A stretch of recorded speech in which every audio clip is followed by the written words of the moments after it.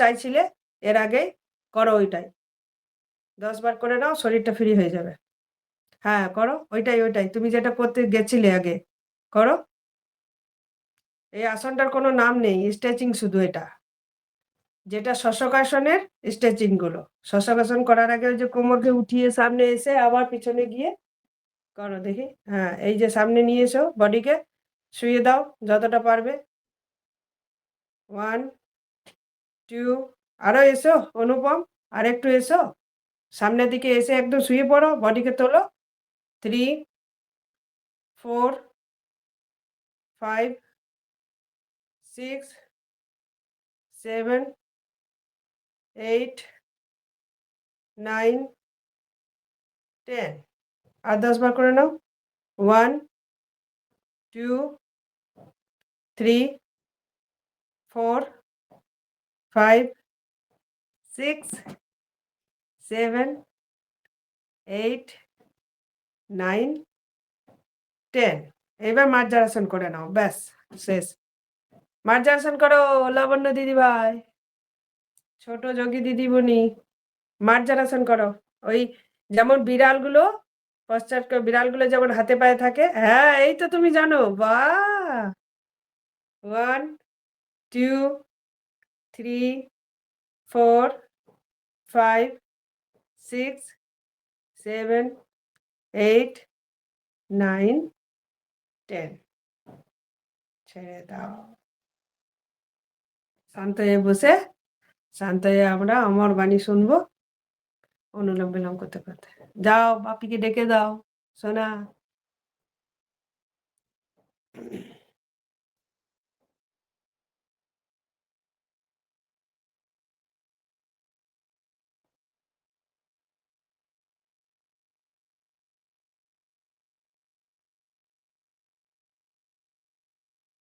বাবা একটু পরে আসছে, বাবা ফোনে কথা বলছে। আচ্ছা ঠিক আছে।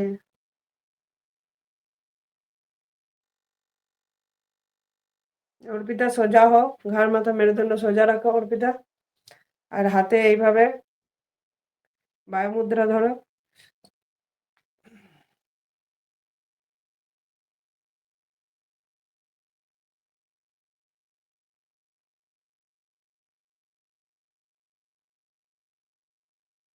ভালো করে আগে ওম বলে নে। ওম। পিসি। পিসি আমার গলা ব্যথা করছে। হুম, গলা ব্যথা করছে, গার্গিল করেছো?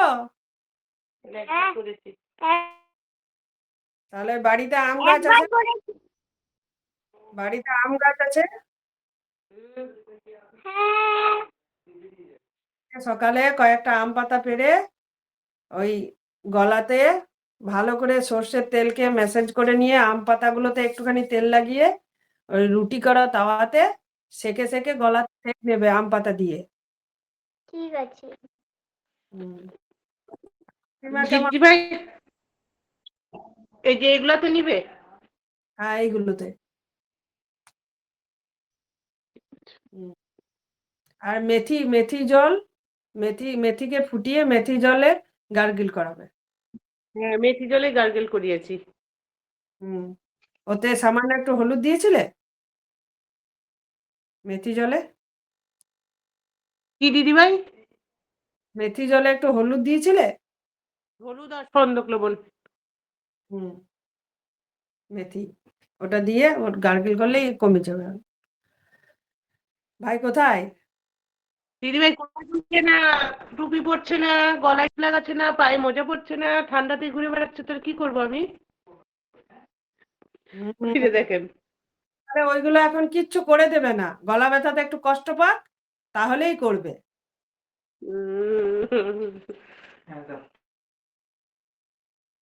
আপনার ভাই এসেছে। মাসিমা কেমন আছেন, কমেছে কিছু?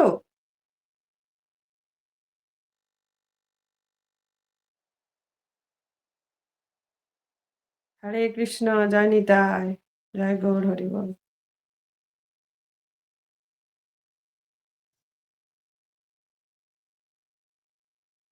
তোমার অডিও খোলো ভাই, অডিও। আমরা অনুলোম বিলোমের সাথে সাথে গীতা শ্রবণ করব। প্রথমে আমরা গুরু বন্দনা করে নেব। বন্দেহম শ্রী গুরু শ্রীযুতপদ কমলম শ্রীগুরু বৈষ্ণবাংশ্চ শ্রীরূপম সাগ্রজাতম সহগণো রঘুনাথান্বিতম তম সজীবম সাদ্বৈতং সবধূতম পরিজনসহিতম শ্রীকৃষ্ণ চৈতন্য দেবম শ্রীরাধাকৃষ্ণ পাদান সহগণ ললিতা শ্রীবিশাখান্বিতাংশ্চ ওম শ্রী পরমাত্মনে নমঃ। ওম নমঃ ভগবতে বাসুদেবায়। ওম। এবারে আমরা গীতার ধ্যান ও স্তুতি করে নেব। গীতাসু গীতা কর্তব্যা কিমন্যৈ শাস্ত্র বিস্তারৈ ইয়া স্বয়ং পদ্মনাভস্য মুখপদ্মোদি নিঃসৃতা। গীতা ঠিক ঠিক বুঝে অধ্যয়ন করে ভাব সহ তার অর্থ চিত্তে ধারণ করা আমাদের প্রধান কর্তব্য, যা স্বয়ং পদ্মনাভ ভগবান বিষ্ণুর মুখারবিন্দ নিঃসৃত। অতএব অন্যান্য শাস্ত্রাদির বিস্তারিত ব্যাখ্যার কি প্রয়োজন? স্বয়ং ভগবানও এর মাহাত্ম্য বর্ণনা করেছেন।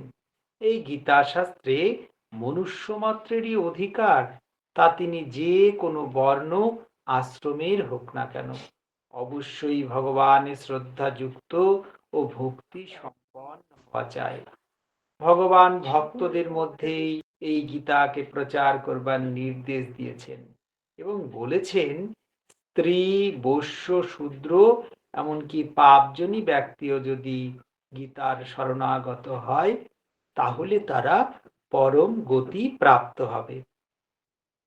অতএব কল্যাণকামী মানুষের উচিত মোহ ত্যাগ করে অতি শ্রদ্ধা ভক্তি সহকারে নিজ সন্তানদের অর্থ ও ভাব সহ গীতার অধ্যয়ন করানো এবং নিজেও পঠন পাঠন মনন করে ভগবানের নির্দেশ অনুযায়ী সাধন ভজনে তৎপর হওয়া। কারণ এই অত্যন্ত দুর্লভ মনুষ্য দেহ লাভ করে জীবনের এক মুহূর্ত ক্ষণভঙ্গুর ভোগে নষ্ট করা উচিত নয়। ওম পার্থায় প্রতিবোধিতম ভগবতা নারায়ণেন স্বয়ং ব্যাসেন গ্রথিতম পুরাণ মুনিনা মধ্যে মহাভারতম অদ্বৈতামিতবর্ষিণী ভগবতীমষ্টাদশাধ্যায়িনীম অম্ব ত্বামনুসন্দধামি ভগবদ্গীতে ভবদ্বেষিণীম। নমোস্তু ব্যাস বিশাল বুদ্ধে ফুল্লারবিন্দায়তপত্র নেত্র येन त्वया भारततैलपूर्ण प्रज्वालितो ज्ञानमय प्रदीपः वसुदेवसुतं देवं कंसचाणूरमर्दनं देवकी परमानन्दं कृष्णो वन्दे जगद्गुरुम्। मूकं करोति वाचालं पङ्गुल्लङ्घयते गिरिं यत्कृपातमहं वन्दे कृष्णो वन्दे जगद्गुरुम्। शान्तकारं भुजगशयनं पद्मनाभं सुरेशं विश्वधारं गगनसदृशै मेघवर्णं शुभाङ्गं लक्ष्मीकान्तं कमलनयनै योगिर्ध्यानगम्यां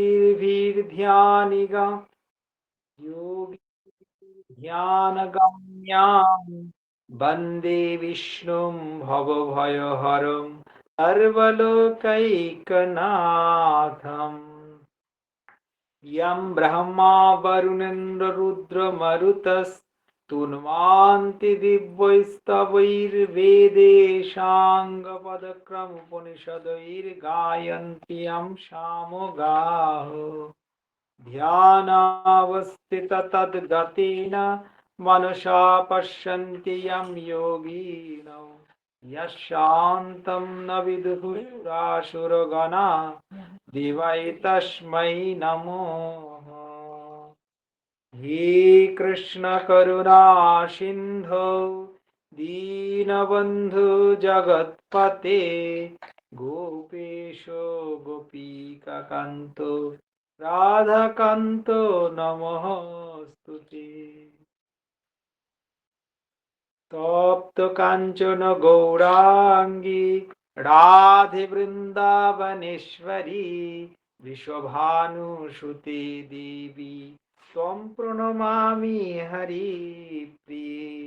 वाञ्छाकल्पतरुभ्यश्च कृपा सिन्धुभ्य एव च पतितानां पावनेभ्यो सर्ववैष्णवेभ्यो नमो नमो।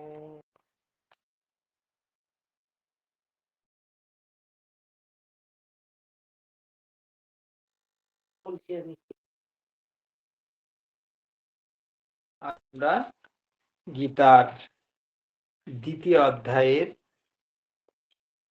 প্রথম শ্লোক থেকে শ্রবণ করব।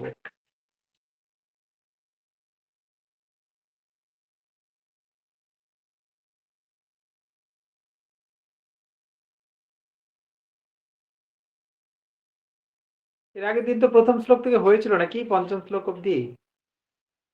জয় শ্রীকৃষ্ণ। কারো কি মনে আছে? হ্যাঁ হয়েছিল, আমি জানি না শনিবার দিন তারপর কি হয়েছিল, কারণ আমি প্রথম অধ্যায়টা শুনেছিলাম।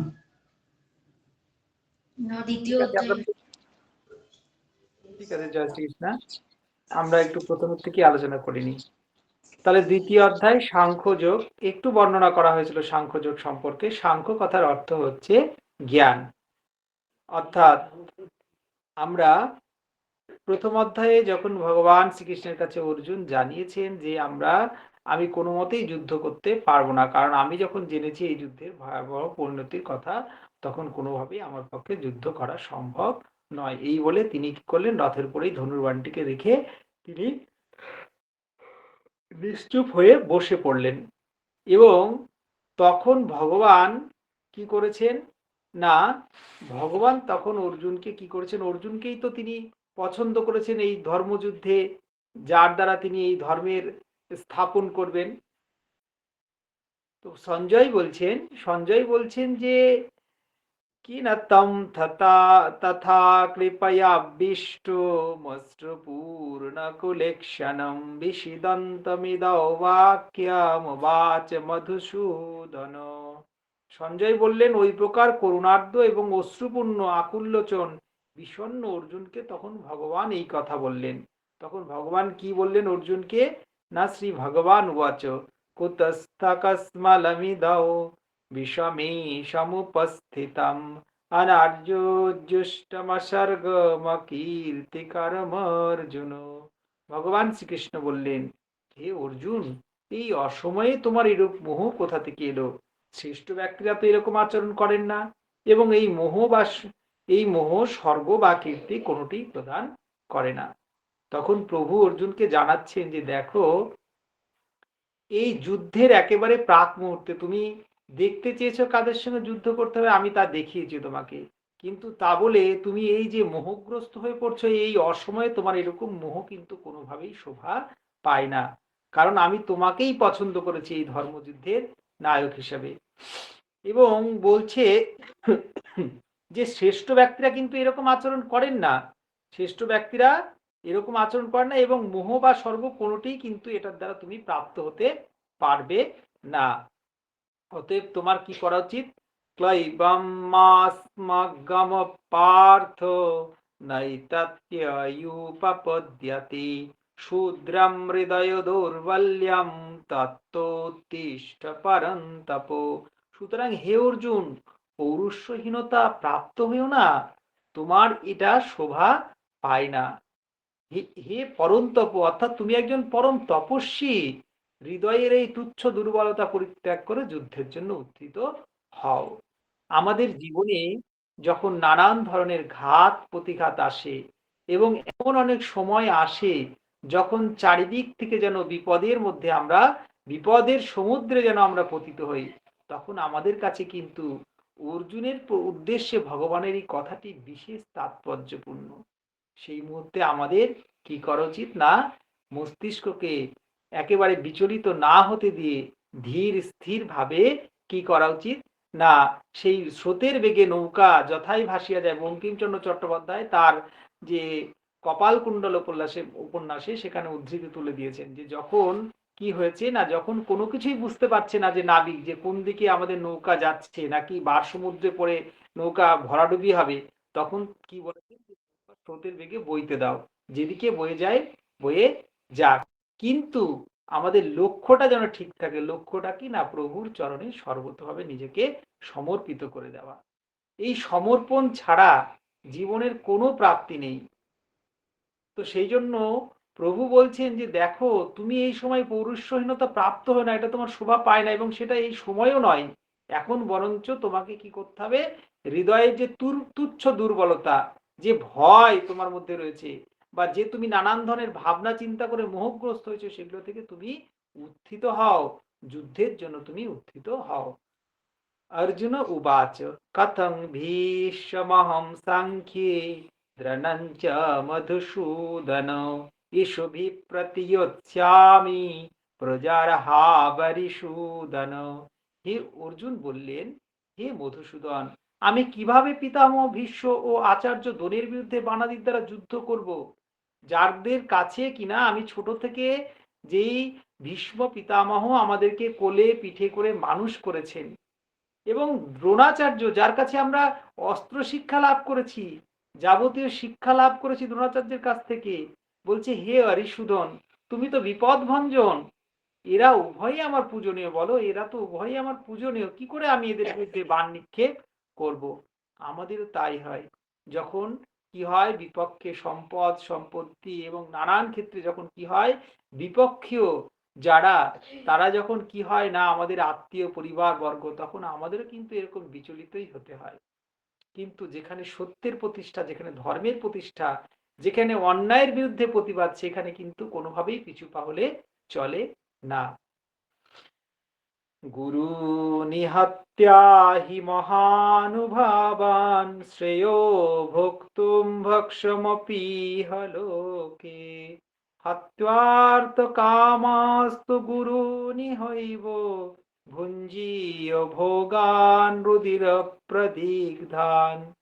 তাই এই মহানুভব গুরুজনদের হত্যা না করে আমি ইহলোকে ভিক্ষান্নে উদর পূরণ কল্যাণকর বলে মনে করি।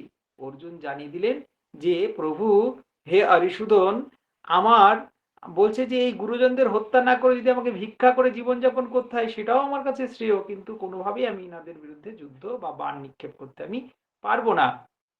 কারণ গুরুজনদের বধ করে ইহলোকে শোণিতসিক্ত ধনসম্পদ ও কাম্য বস্তু রূপ ভোগ্য বিষয় সকলই তো ভোগ করতে হবে।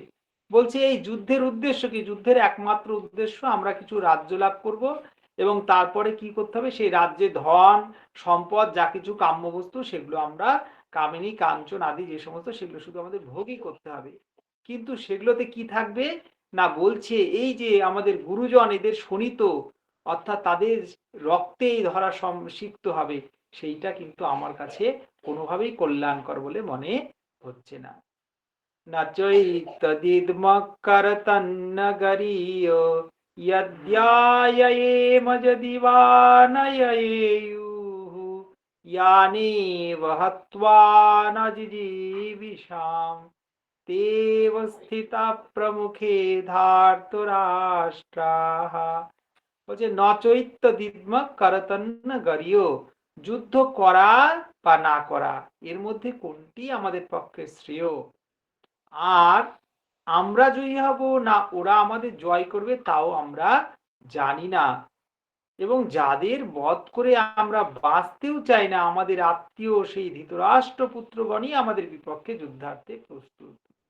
বলছে ধৃতরাষ্ট্রের যে পুত্র তারা তো আমাদের পরম আত্মীয়, এবং তাদেরকে বধ করে আমাদেরকে এই যুদ্ধে জয়লাভ করতে হবে সেটা আমরা কোনোভাবেই চাই না, কারণ তারা আমাদের আত্মীয়। এবং তাদের বলছে যাদের বধ করে আমরা বাঁচতেও চাই না, অর্থাৎ এই যে দুর্যোধন আদি এদের বধ করে আমাদের বেঁচে থাকারও ইচ্ছা নেই।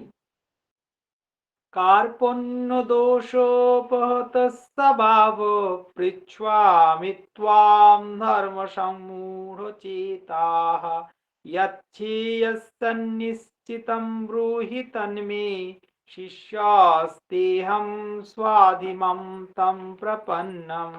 এই জন্য কাপুরুষতারূপ দোষে অভিভূত স্বভাব এবং ধর্ম বিষয়ে বিমূঢ় চিত্ত আমি আপনাকে জিজ্ঞাসা করছি যে আমার পক্ষে যা নিশ্চিত রূপে কল্যাণকর তা আমাকে বলুন, কারণ আমি আপনার শিষ্য, আপনার শরণাগত, আমাকে আপনি শিক্ষা দিন। প্রভুর কাছে অর্জুন কি করলেন, এবার সর্বতভাবে তার চরণে নিজেকে সঁপে দিলেন, দিয়ে বলছেন প্রভু আমি আপনার শিষ্য, আমি আপনার শরণাগত, আমি কিছুই জানি না, আমি বিমূঢ়, আমি আপনাকে জিজ্ঞাসা করছি আপনি নিশ্চিত যেটা আমার পক্ষে কল্যাণকর সেটাই আমাকে উপদেশ করুন, এবং সেই মতোই আমি চলবো। নাহি প্রপশ্যামি মমাপনুদ্যাৎ यच्छोकमुच्छोषणमिन्द्रियाणाम् अवाप्य भूमा वसपत्नमिद्यं राज्यं शुरनामोऽपि चाधिपत्यम। কারণ এই পৃথিবীতে নিষ্কণ্টক ধনধান্য সমৃদ্ধ রাজ্য এবং দেবগণের প্রভুত্ব লাভ করলেও আমি সেই উপায় দেখছি না যা আমার ইন্দ্রিয় সন্তাপক শোক দূর করতে পারে। এবং সর্বোপরি ভগবান অর্জুন যে মোহগ্রস্ত হয়েছেন, বলছে আমি কোনো কিছুতেই দেখছি না এই পৃথিবী, এই ধনধান্য সম্বন্ধে রাজত্ব এবং দেবগণের প্রভুত্ব লাভ, এই সবকিছুর বিনিময়েও আমার যে হৃদয়ের যে সন্তাপক, ইন্দ্রিয়ের যে সন্তাপক শোক সেটা কোনোভাবেই দূর হতে পারবে না। কারণ কিনা আমাকে কি করতে হবে না, আমার পিতামহ বিশ্ব, আমার সেই পরম আত্মীয়গণ, সুহৃদগণ, মিত্রগণ এদের বিরুদ্ধে আমাকে অস্ত্র ধারণ করতে হবে, এবং আমি জানি প্রচুর রক্তক্ষয় হবে, এই সমস্ত আত্মীয় স্বজনরা সবাই হত হবে। সেই জন্য বলছে যে আমার যে সেই ইন্দ্রিয় সন্তাপক শোক কোনোভাবেই যে দূর হবে সেটা আমি কিন্তু উপলব্ধি করতে পারছি না। সঞ্জয় উবাচ, কি হলো না, সঞ্জয় ধৃতরাষ্ট্রকে বলছেন যে তারপরে কি হলো না, এবা মুক্তা ঋষি এসম গোড়াকেশ পরন্তপ নয়োৎসইতি গোবিন্দ মুক্তা তুষ্ণিম বভূবঃ। সঞ্জয় বললেন হে রাজন, নিদ্রাজয়ী অর্জুন অন্তর্যামী শ্রীকৃষ্ণকে এই রূপ বলে আমি যুদ্ধ করব না এই কথা বলে স্পষ্টভাবে নীরব হলেন। এবং তিনি যে সেইটা চাক্ষুষ দেখছেন সঞ্জয়, যে অর্জুন আর যুদ্ধ করবেন না, তিনি রথের উপর বসে পড়ছেন, সে কথাই কিন্তু তিনি জানাচ্ছেন। তমুবাচ ঋষিকেশ প্রহসন্নিব ভারত সেনয়োরুভয়োর্মধ্যে বিসীদন্তমিদৌ বচঃ। হে ভারতবংশীয় ধৃতরাষ্ট্র, অন্তর্যামী শ্রীকৃষ্ণ উভয় সেনার মধ্যে শোকমগ্ন অর্জুনকে যেন হাসতে হাসতে এই কথা বললেন, এবং তখন ধৃতরাষ্ট্রকে তিনি জানাচ্ছেন যে অন্তর্যামী শ্রীকৃষ্ণ উভয় সেনার মধ্যে শোকমগ্ন অর্জুনকে দেখে যেন হাসতে হাসতে এই কথা বললেন। অর্থাৎ ভগবান শ্রীকৃষ্ণ আর না হেসে পারছেন না যে অর্জুন সে যেমন মোহগ্রস্ত হয়েছে, সে যেমন শোক সম্মুখীন হয়েছে, তেমন আবার বিমূঢ়ও হয়ে গেছে, কি করতে হবে কিছুই বুঝে উঠতে পারছে না, এবং আমার কাছে শরণাগত এসে কি বলছে যে আমি আপনার শিষ্য, আপনার শরণাগত, আমাকে শিক্ষা দিন। তো ভগবান শ্রীকৃষ্ণ হাসতে হাসতে কি কথা বললেন আমরা 11তম শ্লোক থেকে আগামীকালকে শ্রবণ করব। অত অষ্টাদশ অক্ষর গীতার মহা মন্ত্র। গঙ্গা গীতা চ সাবিত্রী সীতা সত্যা প্রতিব্রতা ব্রহ্মাবলীর্ব্রহ্ম বিদ্যা ত্রিসন্ধ্যা মুক্তি গেহিনী অর্ধমাত্র চিদানন্দা ভবগ্নির্ভ্রান্তি নাশিনী বেদত্রয়ী পরানন্দা तत्वार्थ ज्ञान मंजरी। ओम गीता गीता गीता ओम श्री कृष्णार्पणमस्तु। अंतिम प्रार्थना। योगेशं सच्चिदानन्दं वासुदेव व्रजप्रियां धर्म संस्थापकौ वीरं कृष्णो वन्दे जगद्गुरु। श्री कृष्ण वन्दे जगद्गुरु। जय श्री कृष्ण सकलके। জয় শ্রীকৃষ্ণ। প্রণাম। জয় গীতা মাতা। আমার একটা কোয়েশ্চেন ছিল যে ওই সঞ্জয়টাকে হ্যাঁ সঞ্জয় সঞ্জয় কে, তাই তো? বাহ, খুব সুন্দর একটা প্রশ্ন। সঞ্জয় কে? অর্থাৎ সঞ্জয় হচ্ছেন ধৃতরাষ্ট্রের একজন নিকটজন, যে কি করছেন না ধৃতরাষ্ট্রের সভায় যিনি কি করেছেন, ধৃতরাষ্ট্রের যিনি ছায়া সঙ্গী হিসেবে থাকেন। কারণ ধৃতরাষ্ট্র তো অন্ধ, তো যখন এই কুরুক্ষেত্রের যুদ্ধ শুরু হবে তার প্রাককালে অর্জুন এবং পঞ্চপাণ্ডবরা কোনোভাবেই তারা যুদ্ধ করতে চায় না। তারা জানিয়েছে কৃষ্ণের মাধ্যমে যে কৃষ্ণ তখন কি করেছিল, যে শান্তির দূত হিসেবে কৃষ্ণকে পাঠিয়েছিলেন এবং কৃষ্ণ সেখানে গিয়ে মাত্র 5টা গ্রাম পাণ্ডবদেরকে দেওয়ার জন্য প্রার্থনা জানিয়ে দিচ্ছেন। কিন্তু ধৃতরাষ্ট্রপুত্র দুর্যোধন সে কি বলেছিল না, বিনা যুদ্ধে নাই দিব সুচাগ্র মেদিনী। এই এক বলছে সুচাগ্র জন্য আমরা দিতে পারবো না, যদি নিতেই হয় তাদেরকে যুদ্ধ করে ছিনিয়ে নিতে হবে। এবং তখন কি হয়েছিল না, বলেছিল ঠিক আছে যুদ্ধ তাহলে যখন অবশ্যই কোনো মতেই সম্ভব নয়, তখন ধৃতরাষ্ট্রকে বলেছিল তুমি কি দেখতে চাও এই যুদ্ধ, তুমি যুদ্ধের সমস্ত কিছু বসে বসে দেখতে পাবে। তো তখন কি করেছিলেন না, ওই ধৃতরাষ্ট্র বলেছিলেন যে না না আমি দেখতে চাই না, বরঞ্চ সঞ্জয়কে দিব্যচক্ষু দান করো, সঞ্জয় যা যা দেখবে আমাকে বর্ণনা করবে। সেই উদ্দেশ্যেই সঞ্জয় সেই দিব্য দৃষ্টি লাভ করেছিলেন এবং স্বয়ং ব্যাসদেবের কৃপায় এটা সম্ভব হয়েছিল। সেই সঞ্জয় দিব্য দৃষ্টি লাভ করেছিলেন এবং তিনি সমস্ত কিন্তু যা যাই যে আমরা গীতায় পাচ্ছি তা কিন্তু সঞ্জয় বর্ণনা করছে ধৃতরাষ্ট্রের কাছে। সেই জন্য সঞ্জয়ের অনেকগুলো শ্লোক রয়েছে। তো বলতে পারি আমি সঞ্জয়কে আমরা এরকম বা বলতে পারি সঞ্জয় হচ্ছেন যে ধৃতরাষ্ট্রের খুব একজন নিকটজন আর কি। জয় শ্রীকৃষ্ণ। জয় শ্রীকৃষ্ণ। নিকট আত্মীয়। কোনো প্রশ্ন থাকে? মালাদি। ঠিক আছে, চলো তাহলে 5 বার ভ্রামরি করে নি আর উদ্গৃত 3 বার।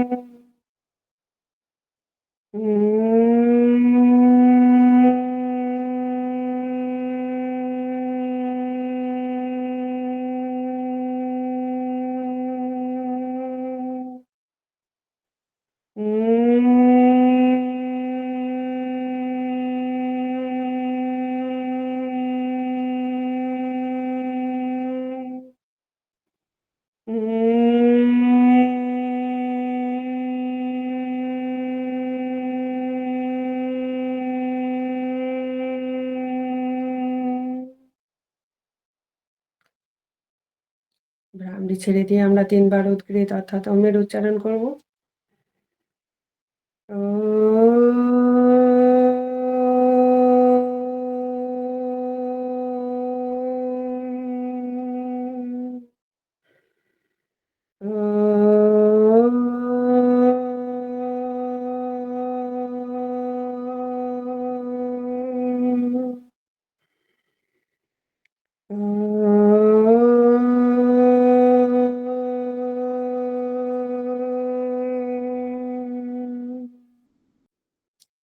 হাত জোড় করে প্রভুর কাছে প্রার্থনা করব।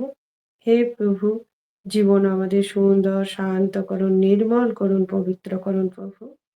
সকলের মঙ্গল করুন প্রভু, সকলকে পূর্ণ নিরোগ রাখুন প্রভু।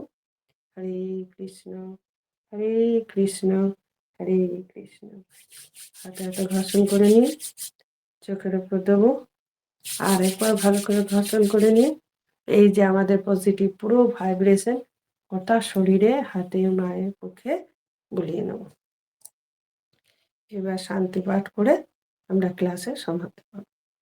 ওম সর্বে ভবন্তু সুখিনা, সর্বে সন্তু নিরাময়া, সর্বে ভদ্রাণি পশ্যন্তু, মা কশ্চিৎ দুঃখভাগ ভবেৎ। ওম শান্তি শান্তি শান্তি। ওম ওম শ্রী গুরুভ্যো নমঃ। ওম শ্রী পরমাত্মনে নমঃ। হরে কৃষ্ণ। দেখো, আমরা গীতা পাঠ শ্রবণ করার পর ভ্রামরি কেন করছে, এটা কিন্তু একটা দারুণ কিছু। তুমি বলে নাও, তারপর আমার একটা কোশ্চেন ছিল। আচ্ছা, এটা পাঠ করলাম তো, গান বন্ধ করছি। শুনতে পাচ্ছি না, ব্রেক করছে, ভয়েস ব্রেক করছে। দাঁড়াও, অডিওটা বন্ধ করি। এবার শোনা যাচ্ছে? এবার শোনা যাচ্ছে? হ্যাঁ। যখন আমরা এই যে শ্রবণ করলাম, আর তার সাথে সাথে পুরো ভ্রামরির তো উপকারিতা একটা দারুণ রেজাল্ট আছেই। এর সাথে আমাদের যেহেতু গীতা পাঠ শ্রবণ করার পরেই আমরা ভ্রামরিটা করছি, এতে কি হচ্ছে, আমাদের মেমোরিতে না রিসাইকেলিং হচ্ছে, স্টোরেজ, মানে এখানে আমাদের আরো স্টোরেজ ক্যাপাসিটি বাড়ছে, মানে ব্রেনের ধারণ ক্ষমতা আরো তুমি এক্সট্রা লোড নিতে পারবে। গীতার বাণীগুলো এর মধ্যে দিয়ে আরো রিসাইকেলিং হয়ে ও রিকলিং হচ্ছে, সাবকনসিয়াস মাইন্ডে গিয়ে গেঁথে যাচ্ছে, অবচেতন মনে আমাদের থেকে যাচ্ছে স্টোর হয়ে। এটা কিন্তু আর বেরোলো না, হ্যাঁ, মাইন্ড থেকে আর বেরোলো না। এটা কিন্তু এই পজিটিভ ভাইব্রেশনটা। আর যে বাড়িতে গীতা পাঠ হয় সে বাড়ির, অর্থাৎ মানে মঙ্গল ছাড়া কোনোদিন অমঙ্গল হয় না। এবার এই যে ধরো তুমি তোমার বাড়ি থেকে জয়েন করেছো, অর্পিতার বাড়ি থেকে, এখানে তো ভাই বাড়ি থেকে করলেও এই যে শোভনের ধ্বনি যাচ্ছে তো প্রত্যেকটা বাড়িতে, তার পজিটিভ ভাইব্রেশন যাচ্ছে। তো এই গীতা পাঠ যে বাড়িতে হয় সে বাড়িতে কোনোদিন কোনো বিপদ আসে না গো। যতটুকু আসে, যতটা না নয়, মানে হয়তো তোমার আছে কপালে, সেটা কি হয়, কান ঘেঁষে দিয়ে চলে গেল। মানে বিশাল আকারে ছিল, সেটা কিন্তু তোমার কান ঘেঁষে চলে যাবে। এটা কিন্তু অনেক ভাবে প্রুফ হয়ে আছে, প্রমাণিত আছে। প্রদীপ পালের কীর্তন শুনবে একটু। প্রদীপ পালের কীর্তনে গীতা নিজের কাছে রাখা, গীতা নিয়ে যদি তাকে ঠিকভাবে সংরক্ষিত করে নিয়ে যেতে পারো সাথে, তাহলে কিন্তু কোনো দিন কোনো বিপদ তোমার কোনো মতেই হবে না। অ্যাক্সিডেন্ট থেকে যদি বিশাল বড় অ্যাক্সিডেন্ট হয়, সেই অ্যাক্সিডেন্টে তুমি অন্তত অক্ষত থাকবে, গীতা যদি তোমার সাথে থাকে। এটা প্রদীপ পালের কীর্তনে না খুব সুন্দর করে বর্ণনা করেছে, এবং একদম প্রুফ সমেত, সাইন্টিফিক্যালি এর কজও দিয়েছে অনেক কিছু। হ্যাঁ বলো অনুপম। না, ওই সেম লাইনেই যদি শান্তি পাঠের আমি সিগনিফিকেন্সটা জানতে চাইছিলাম। শান্তি পাঠের মানে কখন বেসিক্যালি, মানে এমনি তো আমরা যোগার পরে ওটাকে শান্তি পাঠ দিয়ে ক্লোজ করি, বাট আর হ্যাঁ, আর ওই শুরুর সময় যে শুরুয়াতটা হয় না, ওইটারও না আমরা মানে জানি না ওই যে মন্ত্রটা পড়া হয় আমাদের কাছে, তুমি পড়ো, আমি শুধু শুনেই যাই, বাট ওটা আমরাও একটু মানে ওটা আর কি বলতে চাই, তো ওইটা একটু পাঠাবে না লিখে, কেন কি আমরাও বলতে চাই, আমরা জানিই না ওটা। ঠিক আছে দুটো। ওটা একদিন এক্সপ্লেন করেছিল প্রত্যেকটা মন্ত্র, ওইটাই আর কি, মানে হ্যাঁ, মানেটা তো বলেছিল, বাট আমরা জানি না আর কি ওইটা কি প্রোনাউন্স করছে এক্স্যাক্টলি, ঠিকঠাক তো করতে হবে, বা ওটা মনে রেখে। তাই তো।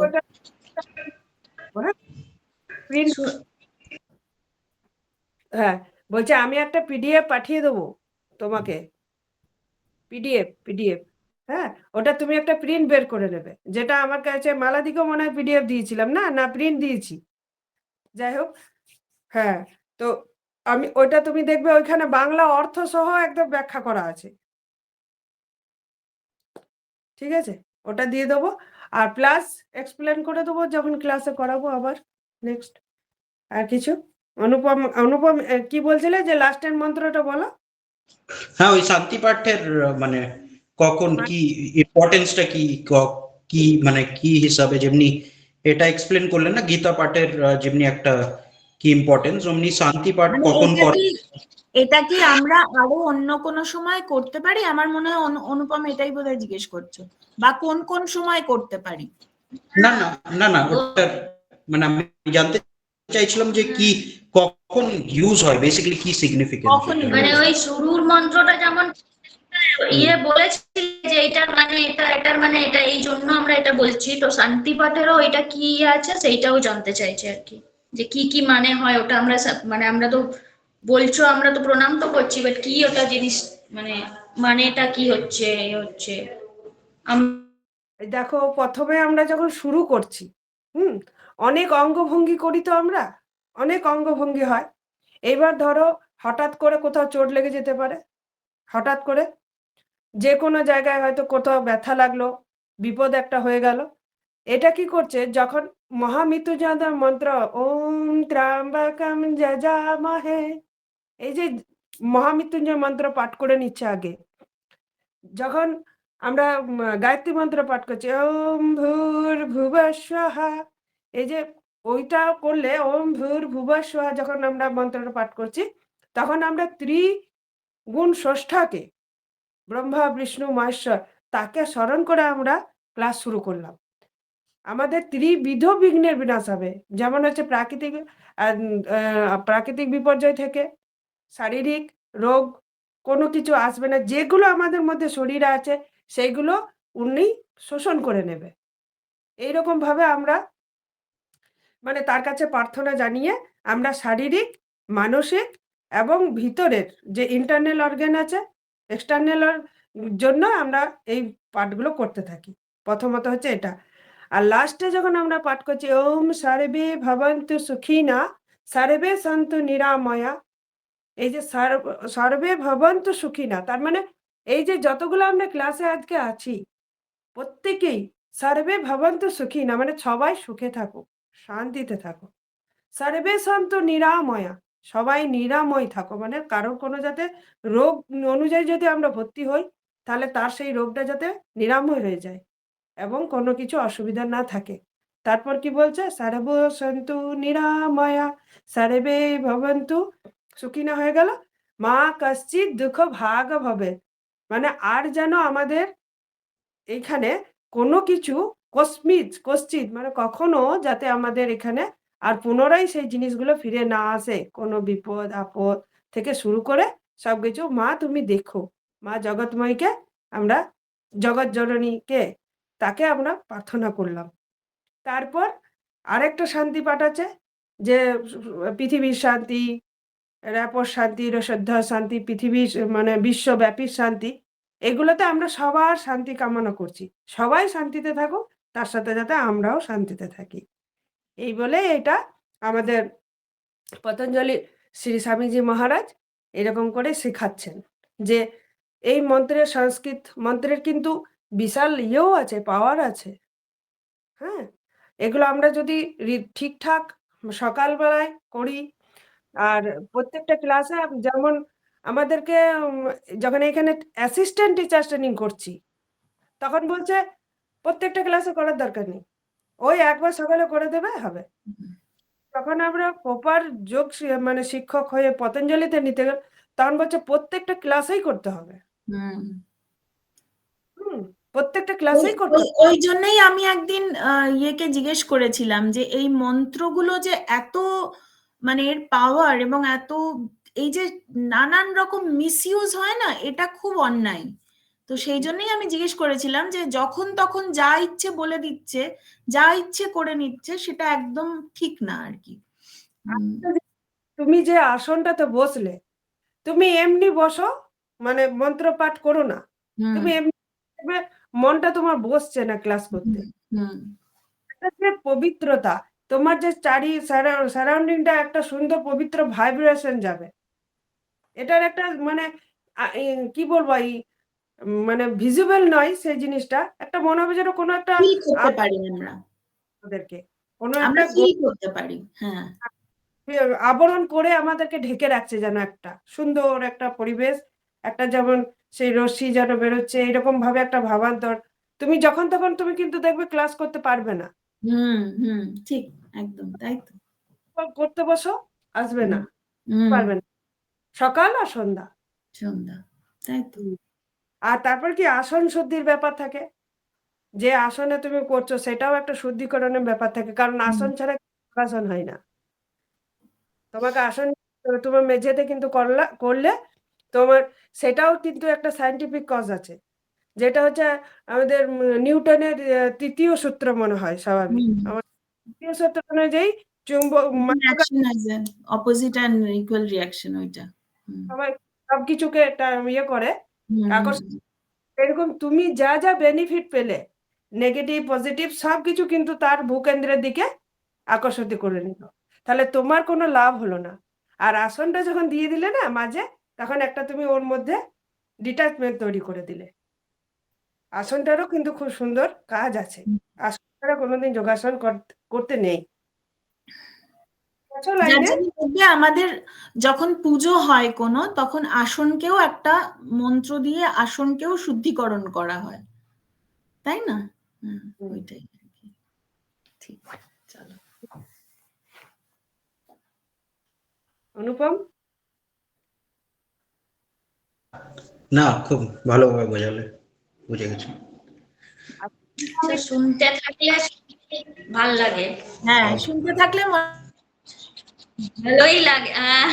তুমি বলেই যাবে, শুনে যাব, কন্টিনিউ হয়ে ভালোই লাগে। অভিমন্যু ভাই সামনে নেই, মনে হয় শুয়ে পড়েছে, আজকে বলছে না খুব ক্লান্ত আছে। ঠিক আছে, দিদির অডিও মিউট হয়ে গেছে। আমি বলছি এগুলো শুনতেও ভালো লাগে, এগুলো নিয়ে কথা বলতেও ভালো লাগে, সেটাই বলছি। কিছু আছে আসলে, কি তোমাদের সব সময় থাকে না তো।